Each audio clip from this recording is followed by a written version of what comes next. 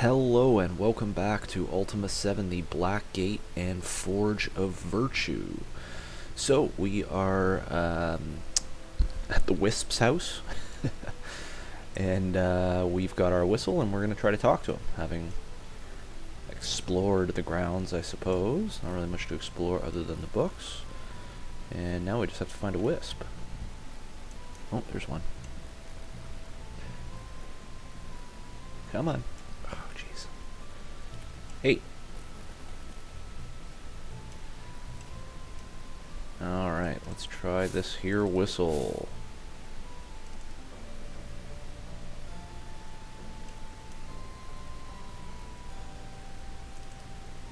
A ball of light approaches you. You are not the entity known as Trellick. You call out in the manner of the species called Emps. Zurinia was expecting the entity Trellick. But that is not of importance from the information I have. The local manifestation before me is the entity known as Avatar. The wisp glows brightly a second or two. Zurinia wishes to exchange information with the human entity. Name? Highest probabilities indicate that a manifestation from the Zoranite dimension will be called Wisp by the entities known as humans. I am also called Zurinia by other manifestations of the Zoranite dimension. Wisp? This label has been implemented by human entities to name manifestations from the Zoranite dimension since the time when this dimension was discovered by Zoranite manifestations. Another common name is Will-o'-the-Wisp. The preceding sample of information was provided without charge. Usually there is a fee for information. Okay, do you have a job? Zurinia is a conduit for information between different planes and dimensions. Zurinia also catalogs information which is necessary for a growth of the Zoranite community. You have information which may be valuable to me. I also have information that you want. What sort of information? The Undrian Council seeks information regarding a certain entity by the name of Alagner. You have access to this information. I have information regarding a certain entity which you are seeking. The Undrian Council proposes a trade. Trade? I want to absorb the information in Alagner's notebook. If you bring the notebook here, the Undrian Council will release information useful to you. Do you agree to the trade? Yeah, I guess. Zurinia recognizes your usefulness. I shall be here. Human entities will call my activity waiting. Alagner? The Undrian Council has information that there is a human entity in your dimension that has been called the wisest man in Britannia. This entity is known as Alagner and lives in your colony of New Magencia. Alagner has what the entity calls a notebook. The notebook is a collection of information. What is the Undrian Council? The Council represents what your language defines as government. And I assume if I do this, you'll help me with the Time Lord. The entity known as Time Lord is a being from the space-time dimension. The Zoranite dimension has been communicating with the Time Lord for what humans call centuries. Okay, I guess that's it. Zurinia always welcomes the exchange of information. Farewell. Okay, so it turns out we can't. It's not as easy as that to speak to the Time Lord, but we have an inn, so the Wisps will exchange information with us.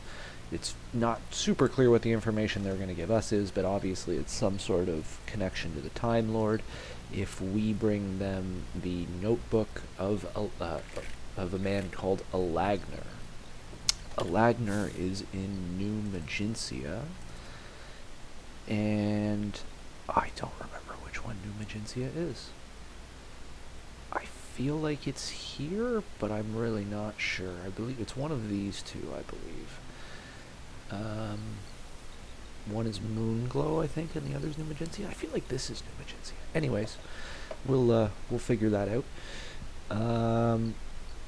I think it's interesting. That's the first time, of course, that I've had to like slowly read through that dialogue and try to place the emphasis on the certain words correctly, and it's really interesting how to the death, to battle, Jiao. Take that. And it's really interesting how well the game creators really present the idea that the wisps, that you're not communicating with individual wisps, but that rather they are just the representatives of their own dimension on this plane of existence. Yeah, I don't know. I mean, they say that, but it's the first time that I really read through it slowly and sort of got to appreciate all the nuances in the dialogue. Anyways, I'm just kind of running around down here because I thought that we could get back to Britain that way, but we can't. We have to go around that way, which will take longer. So we'll just cast Help and regroup here. Help. I don't really need your help, British.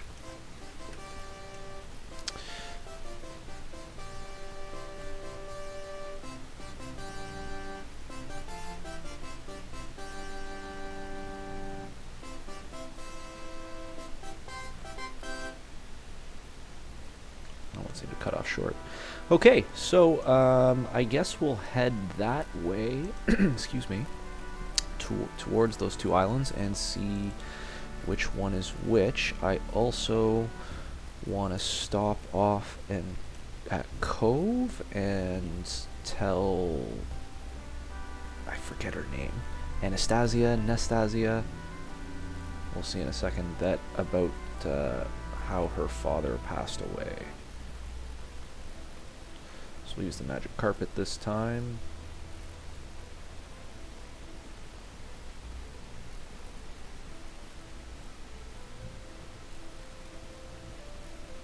Here we are.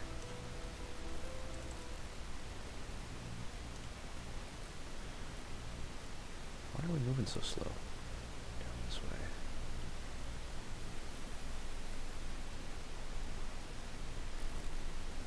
There you are. Hello again, Lugan. I was right, Nastasia says. News of your...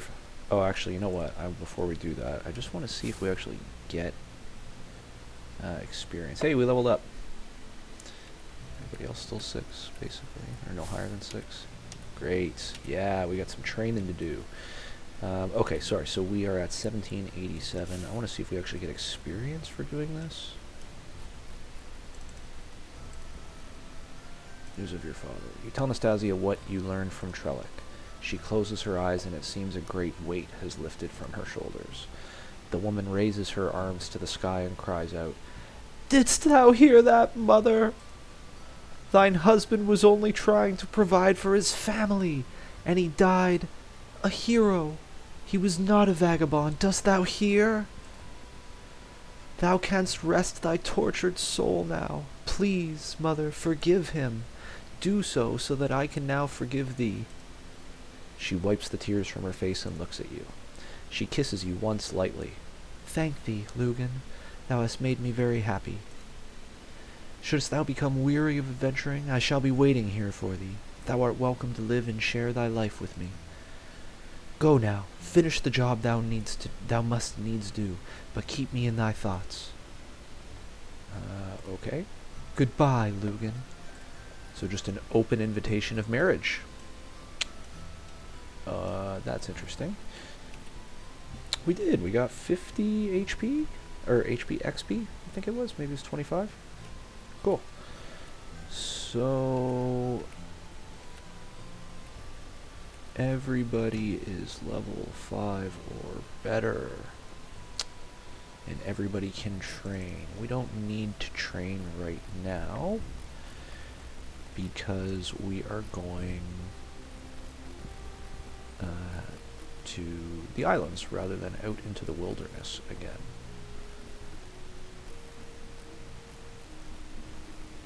Let's get away from town. Hopefully we move faster that way.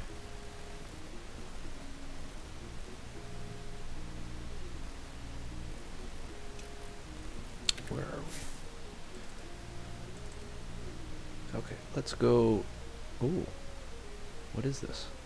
Let's go almost directly south.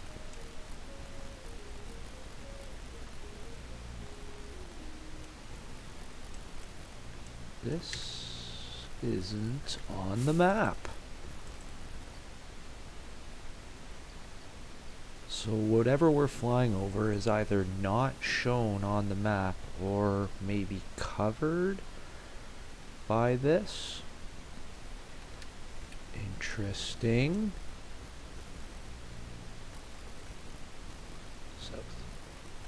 Or both, perhaps. It's definitely not on the map. Let's see where we are now. Okay, yeah. Interesting. Alright, I'll have to make note of that.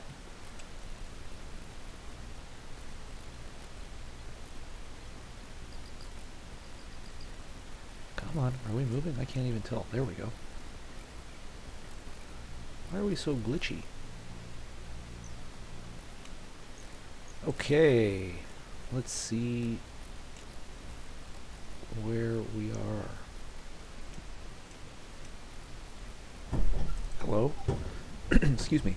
Before you is a shrewd-looking craftsman, obviously filled with the contentment of a peaceful life. Name? I am Russell, a shipwright. Job? I build ships in New Magencia. Hey, we found it. It is a profession I enjoy very much. I also sell deeds for my ships and sextants by which one can navigate the open seas. Is this just gonna... No, I don't want to buy a sextant. And I don't want to buy a deed. Tell me about New Magencia. Things have been very peaceful in New Magencia. There's been little trouble from outsiders lately. Outsiders?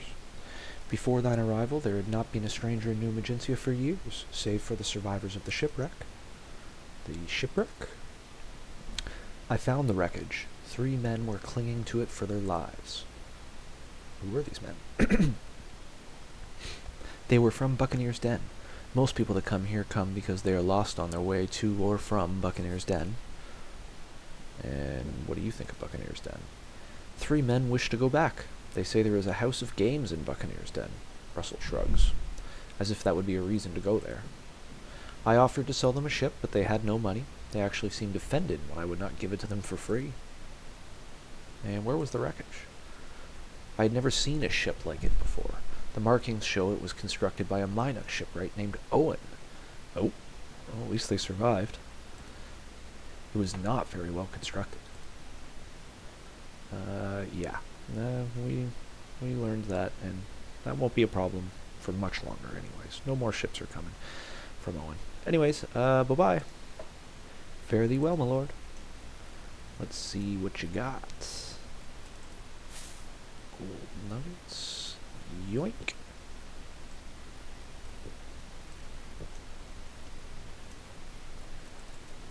Sextant? Nope. What time is it? 7:59. I wonder if that's AM or PM. I guess it would be AM.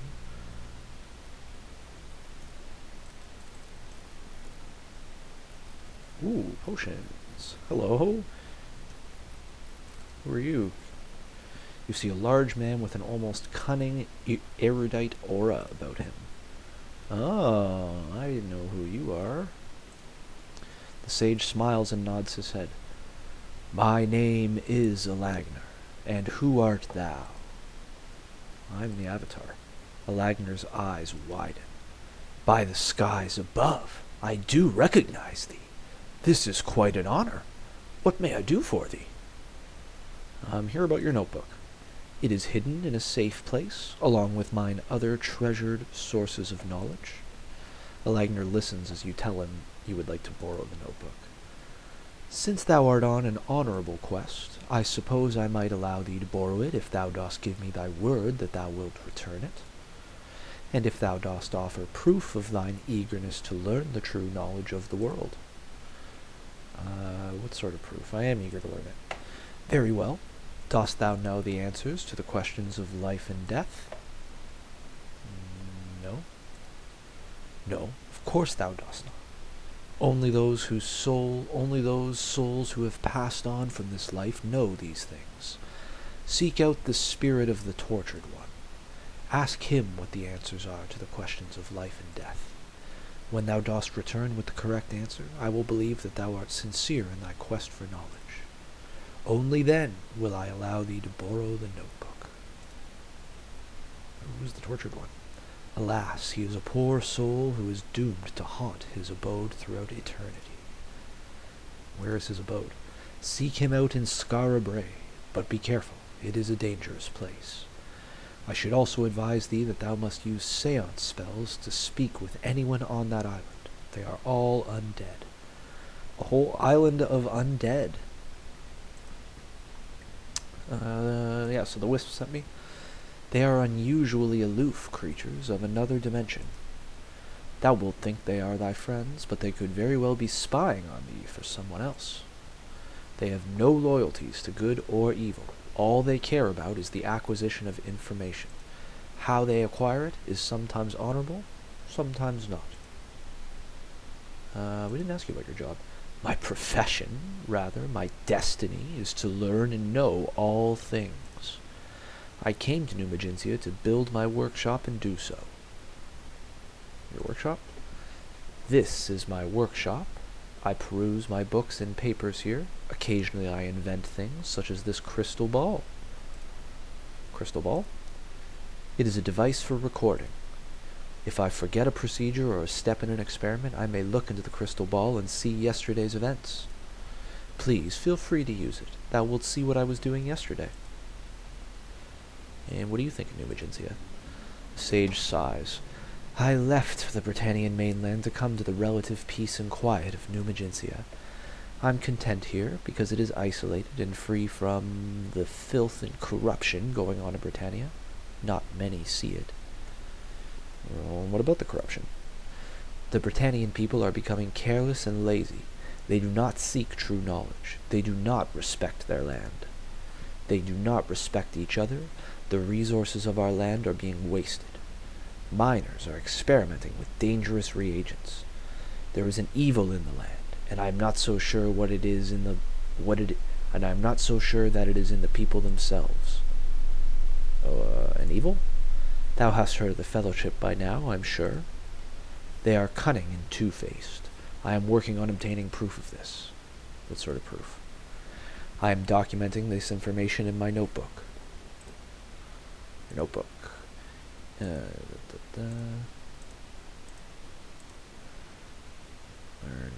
information. It is all contained within the notebook. Suspect. Thou dost suspect the Fellowship of foul deeds? Well then, thou art perceptive indeed. Perhaps we are working toward the same goal. True knowledge. True knowledge is the only way to complete fulfillment. Alright, so let me get this straight. Bye-bye. Farewell. May thy journeys be profitable. You are intelligent on a level with the wisps of the Zoranite dimension. That's pretty wild. Or maybe not on a level with, but at least to an extent where they want to know. They want the information that you have. What's going on here, Jana? Just take it. Okay, whatever. That looks fun. Fire wand. We'll definitely be taking that. Sentry. Thank you. Okay, let's read some books. Up is Out by Goodfellow. Herein is discussed the most current theories on gravity and mass. After years of study and research, the author finally put the fruits of his labor down in the pages of this tome, which includes his discussion on falling apples. What were you reading? Alagner's Book of Marvelous and Astonishing Things, a compiled volume of items of interest, both magical and mundane, by Alagner. In this volume, compiled for easy reference, are some of the many fascinating constructions I have found during my researches. These items range from interesting uses for mundane items to fascinating miscarriages of magic. Please read and enjoy the varied realm of my Britannia. Potions. An historical point of interest from the last several hundred years. Circa 0207, there was a rather infamous case of a resourceful peeping Tom. One may ask what this has to do with potions, but the publicity generated from this trail about the use and misuse of magical potions of X-ray vision encouraged all honorable mages and alchemists to cease making the amazing potions. And, as these potions fell into disuse, the affectation of calling them white potions also slowly ceased, and a lesser-known concoction, which ironically is appreciably more white than the original X-ray potion I was able to view, see Alagner's Index of Treasures, entry 15 for more information, that of common illumination became its replacement. Flying carpets, a recurring magic. As many of you undoubtedly know, the flying carpet was essential to the Avatar in his legendary quest to save Lord British from the three Shadow Lords. So I've had the flying carpet before. However, few people realize that this fascinating piece of lore has been rediscovered, and, according to my sources, hidden just inside the dungeon Destard. Or is it Despise? I always get those mixed up. Note, look this up before publication. It was Despise, by the way. That's the prompts we get when we actually arrive there. Someone says something about the dungeon Despise, or Despise. I don't know how it's pronounced. I'll say with Despise, because that's an actual word. Excuse me. This amazing carpet could fly over water and swamps with no adverse effects, a marvelous tool for the common adventurer and essential for the Avatar. An interesting side note, according to an ancient tome, the carpet was actually believed a failure by its creator for its inability to rise more than a few inches off the ground. Holy cow. Wands, a trio of terrible weaponry. The three identified varieties of magical wand all seem to have been made for the express purpose of changing the combat-weak spellcaster into a killing machine. And, for those with the ability to keep them from wearing out, no small feat of magic, mind you, but simple for anyone capable of crafting the wand in the first place, they are perhaps the most formidable weapons of their size. Fire wand. This wand fires a bolt of flaming death. According to all known texts on the subject, the carnage was called amazing. Lightning wand. The effects of a bolt of lightning as it bursts forth from the wand is as devastating as its counterpart, the fire wand. However, according to one of its proponents, the corpses look and smell much less offensive. The magician's wand. While only slightly more lethal than the typical bow, this wand is rendered quite effective due to two interesting facets. Its damage is of a most magical nature and more than quite powerful against monsters likely to hassle a mage, and it never runs out of charges. Oh, I actually didn't know that. If thou art interested in power and duration, this is the wand for thee. Silver serpent venom, mage's dream, youth's bane. Once upon a time, the ability to gather this reagent was heralded as the beginning of a new era of magicry. It was the epitome of high wizardry, but alas, as frequently happens, the promise paid but little. While direct doses of this reagent give a boost to strength, the permanent damage done to the body far outweighs any temporary advantage. Unfortunately, these adverse effects tend to carry over to the spells cast using this reagent. Before his illness, Garok al-Mat, a mage of the High Mountains, was experimenting with the venom in conjunction with spider silk and giant bee pollen. His hope was to bind the qualities into an effective casting reagent for divination, but his work is now lost forever. That might be an Easter egg, I can't remember. The Hoe of Destruction. Accidental Glory, one of the most recent magic items created. This once ordinary hoe dates back to only a few years ago, when one of the first mages, a bush mage of no real merit, to succumb to the illness that now plagues all mages, was asked to both repair a broken hoe for a local farmer and enchant a sword for a warrior. Unfortunately, his perhaps never-to-be-repeated enchantment has made this hoe one of the better melee weapons around today.